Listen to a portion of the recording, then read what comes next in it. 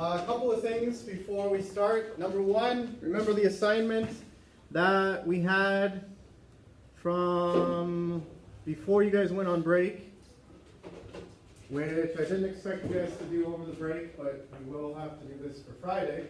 So if you haven't started, make sure that you get this done. The social clock assignment. So remember, you're looking at the big events of your own life and the age at which you think you should accomplish those events. So pick 10, tell me the age which you want to accomplish it, and also tell me if you think it's a age you picked because society's telling you you need to do it at that time, or if it's like your personal idea that you need to do it at that time. So you don't have to use these ideas. You can talk about any sort of goals that you have in your life. If you don't really care about having kids, then you don't need to use that one. Instead of having kids, what's your other goal that you would maybe like to have? And tell me what time you want to do that. So that would be a personal goal that you have. So a part of this is I want you to reflect and think about how much of this is society pushing me to do it and how much of it is myself. And that's why you need to identify if you're choosing society or me, to say this is something that society is pushing me to do. I feel forced, obligated by society, or no, I feel like this is my own thing. I don't feel obligated by society at all. So it's just to get us to think about some of the society pressures that we have on us. We're going to be talking more about that today, okay? So make sure you have this finished for Friday if you haven't already done that. It is posted on Edmodo. Remember, there's an assignment up here. If you do a digital file, upload it here, okay? If you're going to do a poster, you can just turn it in on Friday. If you're not here on Friday, then give it to me next week.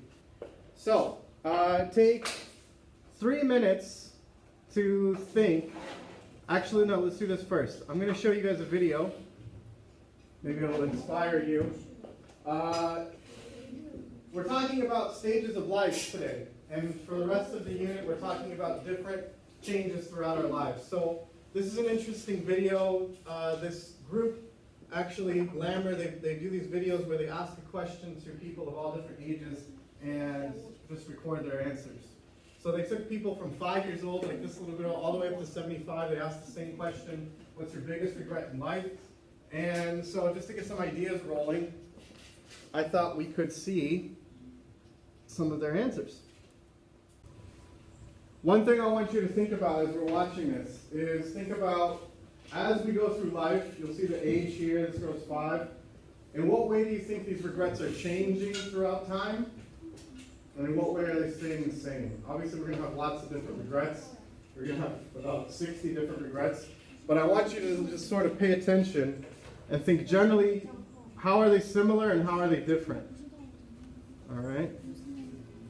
Accident. I kicked someone. Nothing. I can't think of anything. I got no regrets. No. Okay, so in those first few years of life, what were at least one regret that you heard? Cindy, what's one that you heard? Kicked somebody, right? Felt bad about that. What was another one you heard, Fiona? Angry at family members. So what do they have in common?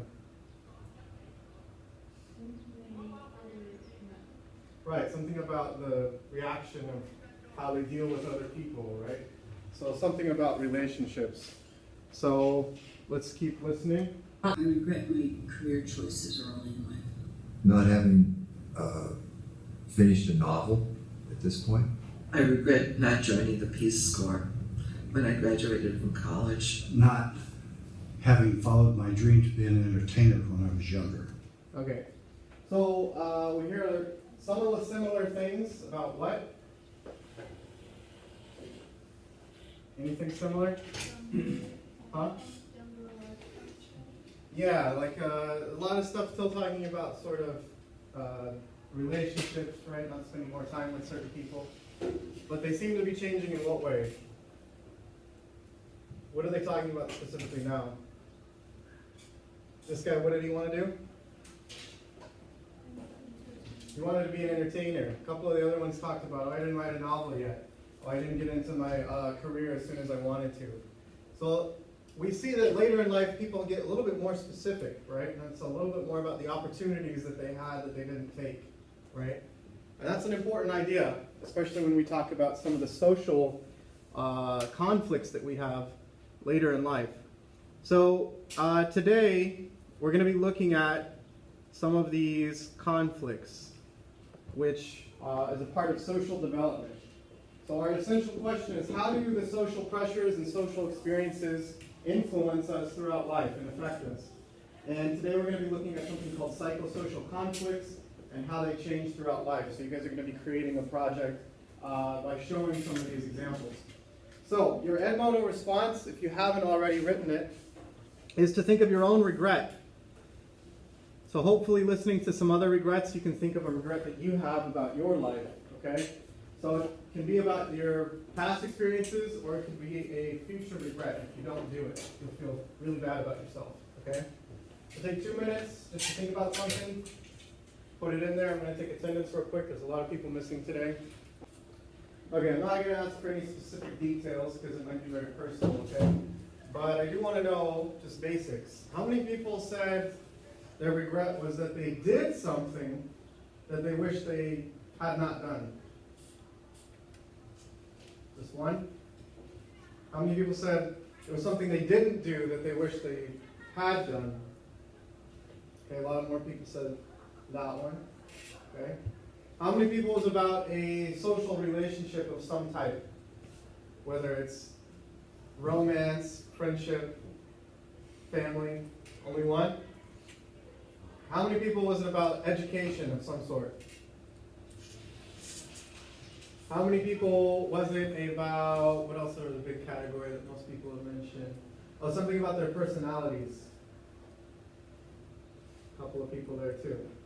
So we see some common things, right? Most people raise their hand about education, relationship, and their own personalities, right? Which kind of is reflected in what we saw there. So this is just to get us thinking about some of those things in our life that maybe we wish could be different. And we're going to be talking today a little bit about something called the conflicts of our social experiences, which can really influence us throughout our lives. So first we need to look at some important vocabulary, okay? So for this, we're going to do a little vocab preview. Now this is not a grade, this is just to see what we need to get better definitions for. So I've given you guys notes, okay? And some of the main ideas of the notes are some weird vocabulary words that you might not know. So I sort of want to see what you know and what you don't know, so we have a better idea before we get into the actual content of the lesson. So go ahead and log into Kahoot, okay? This is going to help me know what you guys need to know before we start. So please log in, and we can do a little vocab quiz. Okay, so you'll notice the words on this are related to the main ideas of each block that you see here. So we have the words trust, mistrust, autonomy, shame, doubt. So if we get to one and you get the answer wrong, you don't know what it means, go ahead and write the definition in there just so you can remember later on, okay? All right, here we go. So no pressure. This is just to see what we need to talk about, okay? So, to be independent, which word best describes this idea? To be independent. Is it autonomy, initiative, or industrious?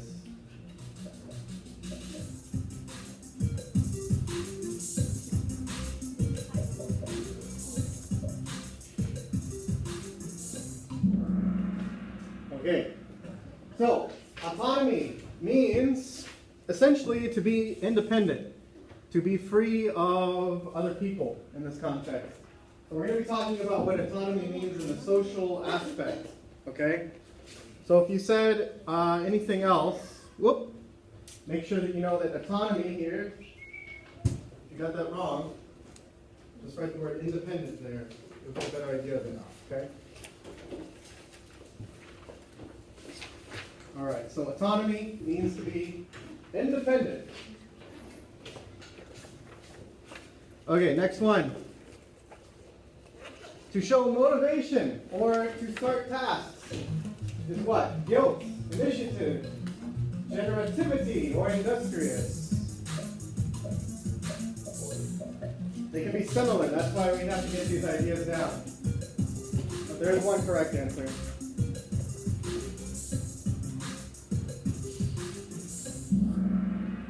Okay, good. Most of us got that.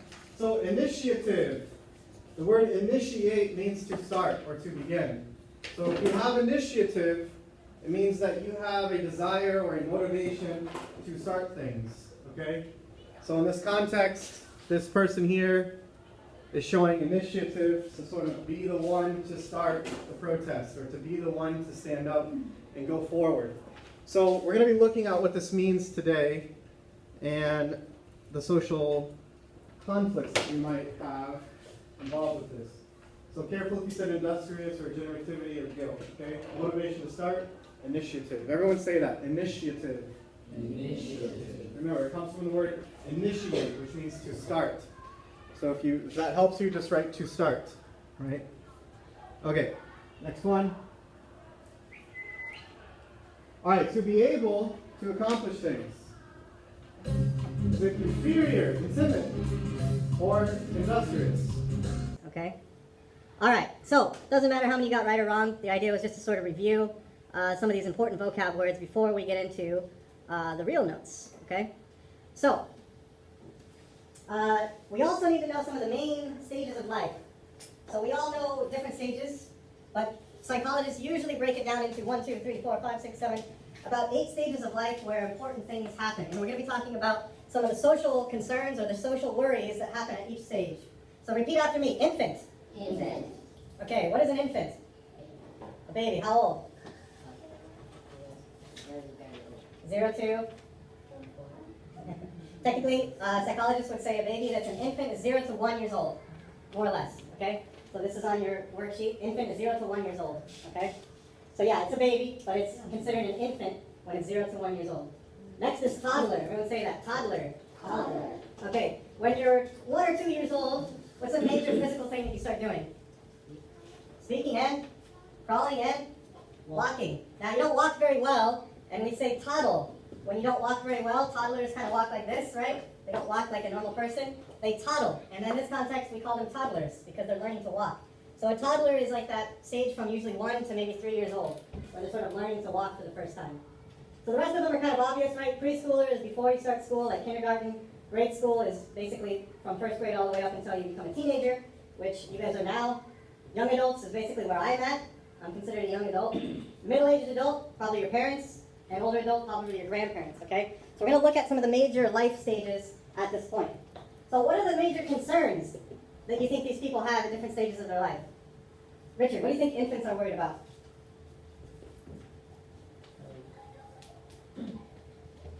What do they want from life?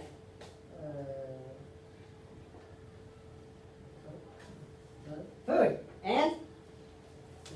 Sleep, right? Those are the big things that infants need and want. So this is their major social concern. How do they get that? Who gives them food and water and sleep? Mom and dad, right? So their social concerns revolve around mom and dad giving them what they need. We're going to talk about this. Toddlers, what is their major social concern? What's their major worry in life? Learning to do what? Learning to speak, learning to walk, learning to do some of these basic things, right? So we're going to be talking about what are some social concerns around those ideas. All right, preschoolers, right before you start school, like maybe kindergarten. What's one of your major concerns in kindergarten?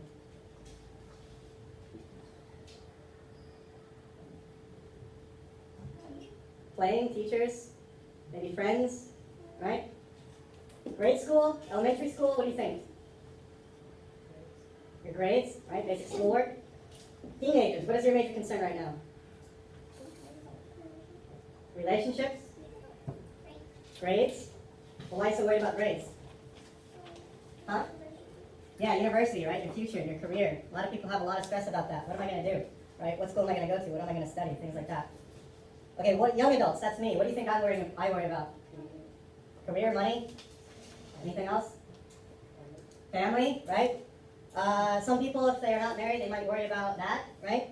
Well, even if they are married, they might worry about that. Middle-aged adult, your parents, what do you think they're worried about? Their health? Money? Family, right? Hopefully they're worried about you, right? I'm sure they are. They paid money for you to come here. They're obviously worried about you. And grandma and grandpa, what do you think they're worried about?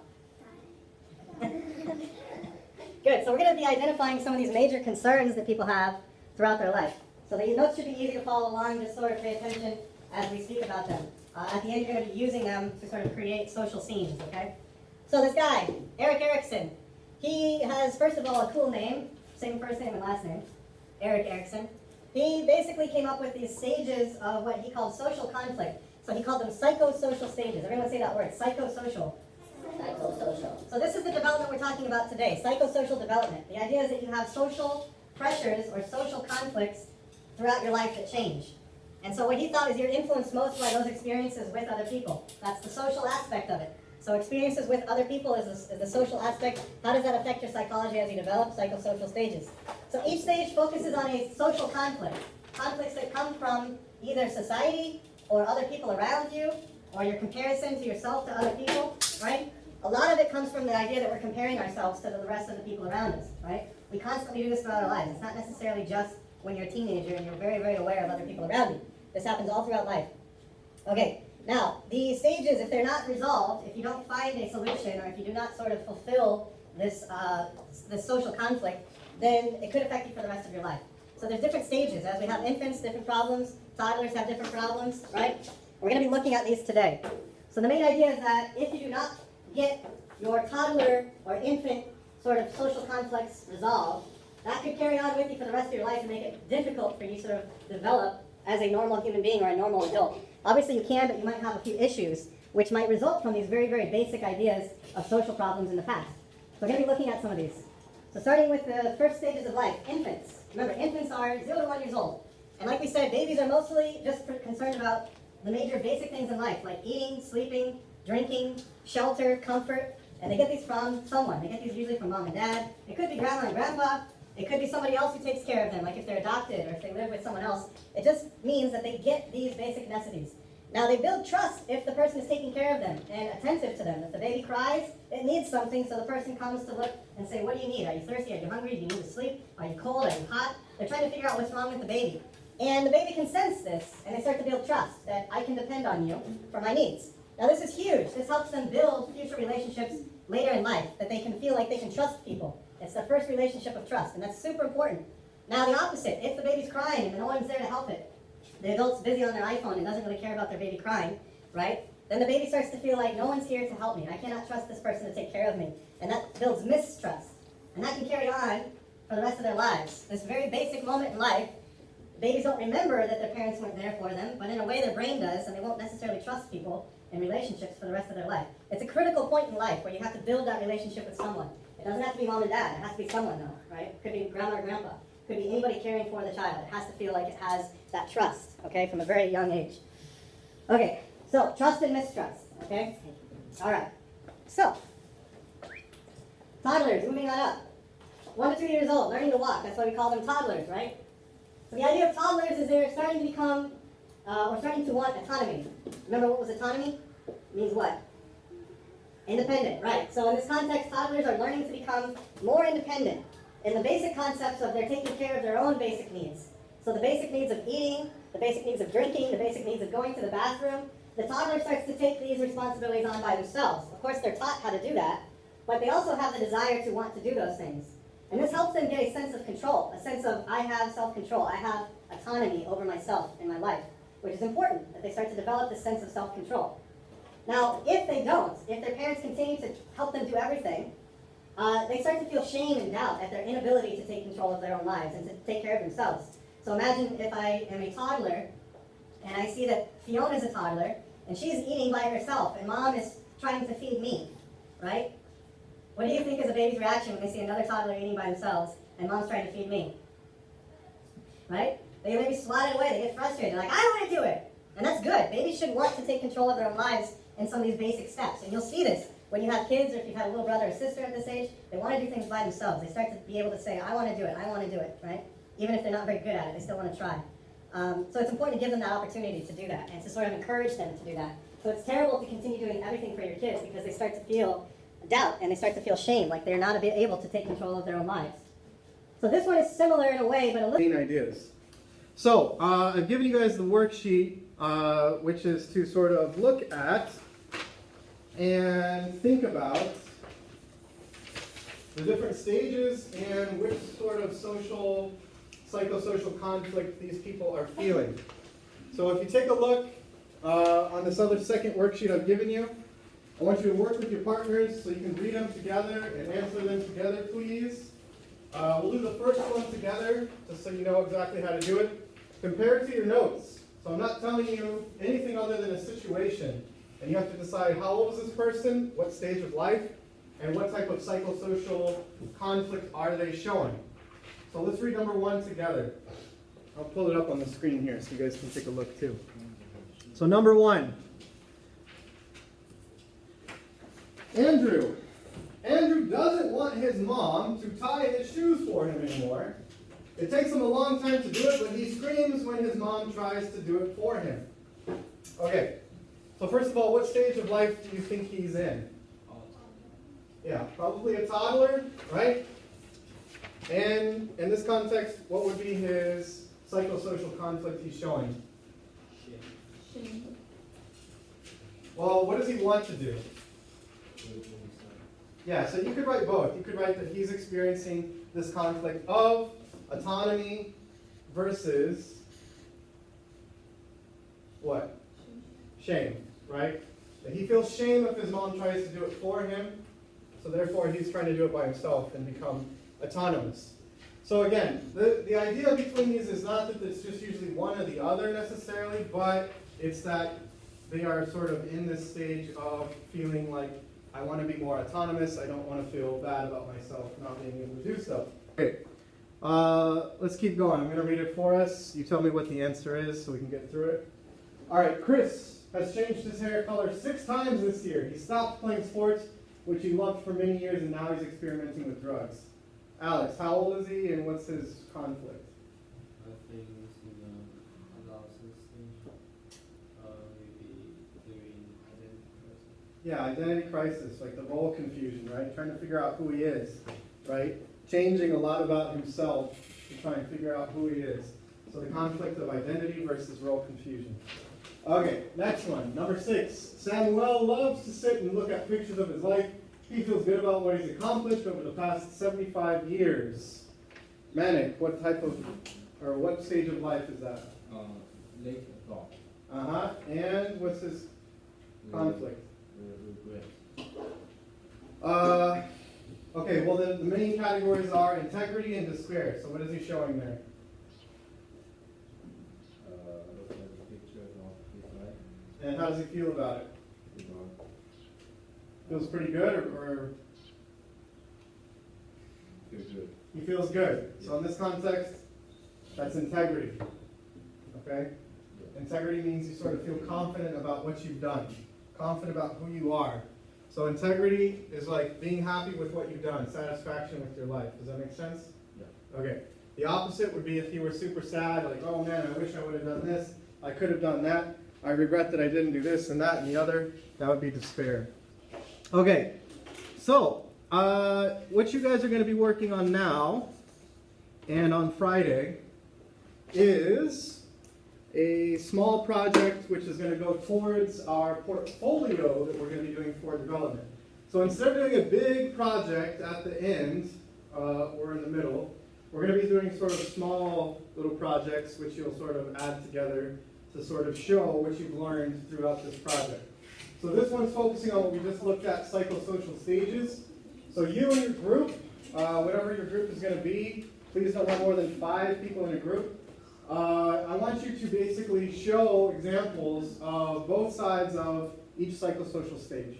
How do you show it? You get to decide if you want to make a video, if you want to just take pictures, if you want to make those GIFs that we've made, or if you want to draw comics, right? But I want you to sort of represent what it looks like in life and how you would show it. So an example of trust versus mistrust, the very first one for infants. Show a child developing trust in a scene, show a child developing mistrust in a scene, right? An example of that might be something like this, right? Now I want you to create them. I don't want you to go find pictures like I did. You're going to be creating your own pictures, right? So someone might have to pretend to be the baby and someone might have to pretend to be the adult. But you don't have to get super detailed. This is just so you reflect on what it would look like, right? If you understand what it means, then you can show it. If the way you show it is not very clear, then you might have to add some words in there to make it seem very obvious what's going on here. But this one's pretty obvious. This adult's taking care of the child when they're hungry. This adult is sort of ignoring their child when the child obviously sort of needs something, right? So in this context, they might not need any sort of extra information there. But you get to create whatever way you feel comfortable with it. It's a video, comics, photos, whatever you want to do. So I want you to show the stages, label the stage if it's infancy, adolescence, middle adulthood, and the title of the stages if they're showing the different conflicts, okay? So you guys have like 10 minutes of class. At least I want you to start planning. So I'm handing you a planner where you can sort of write in your idea for showing it. Now if it's a comic, if it's a video, if it's a photo, you're sort of planning what the photo or the comic or whatever it is going to be. You can come back over here.